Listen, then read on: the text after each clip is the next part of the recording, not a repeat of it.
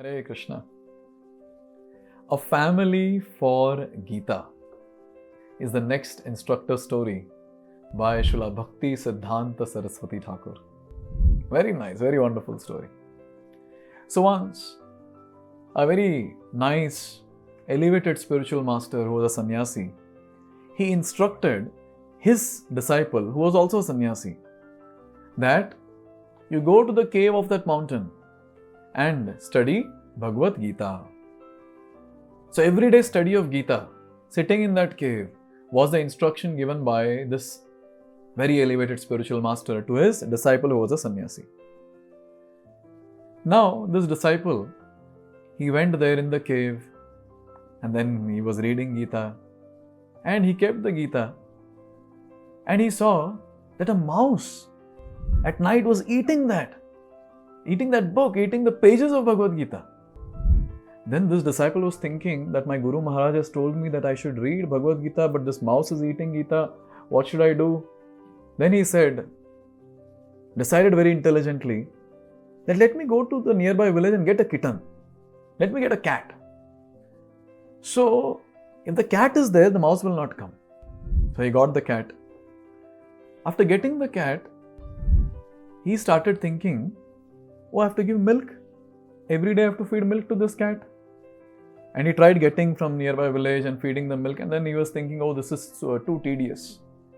I should have constant supply of milk. See, after all, I have to read Gita. So the Gita should be safe. For that, the cat has to be here. For the cat to be safe, the milk has to be here. Constant supply of milk. Maybe I should get a cow. And when he was desiring for a cow, a villager, he came and gifted him a cow. Now since the cow has come, so he said, no, I cannot keep the cow inside the cave, so I should build a cow shed. And with lot of hard efforts, he built the cow shed. And now he was thinking, my Guru Maharaj has told me I should read Bhagavad Gita, so that instruction has to be followed very properly. I cannot get into taking care of this cow and taking care of this various other things, milking the cow and giving the milk and all that.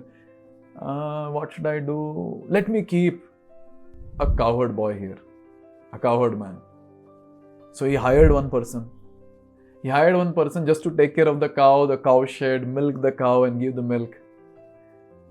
And then when the cowherd man, he came, then this disciple started thinking, but who will take care of this cowherd man? We have to feed him food.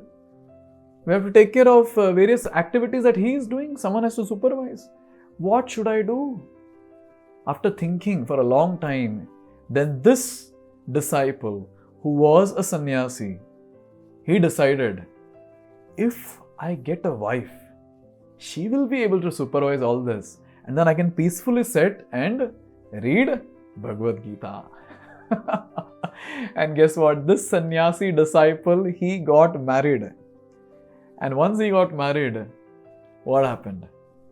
The land expanded, his activities expanded, he built a huge palatial building, his family expanded, and now it was not just the cave there, it was a huge palace with so many people as his family members.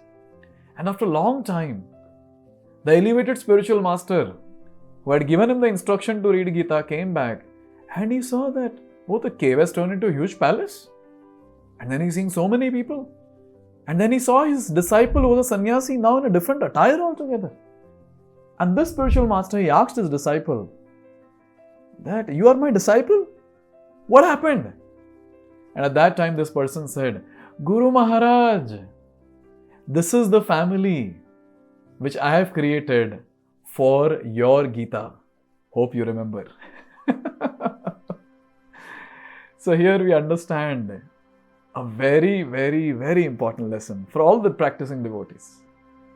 There's a concept called Yukta Vairagya.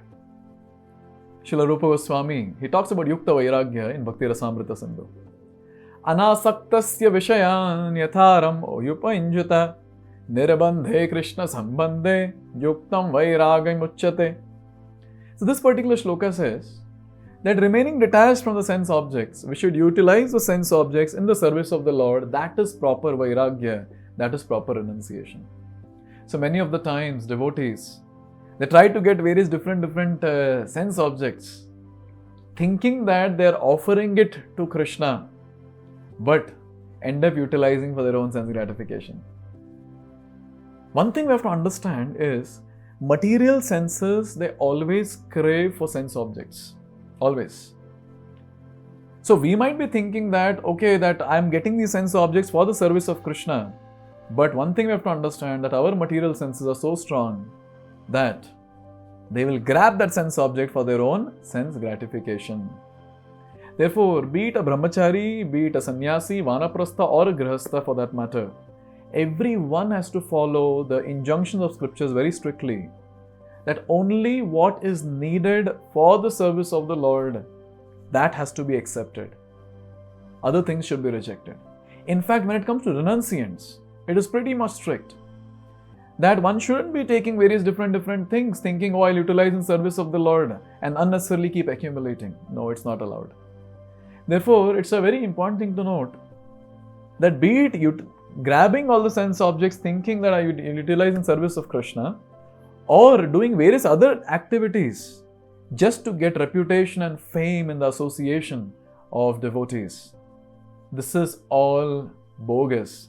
Like this person, thinking that I'll read Gita in a nice way, he accumulated so many different things, but Gita remained aside, devotional service remained aside, but then the other material things got expanded. Therefore, this one thing has to be very clear in the lives of devotees, that we have to be always in constant touch with pure, uncontaminated Vaishnavas who are nice in their practice.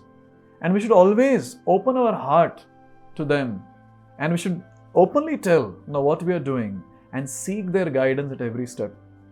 Or else it's very difficult. We can be tricked anytime and our entire spiritual life can be destroyed. So the key is proper guidance from very nice, elevated Vaishnavas. Hare Krishna.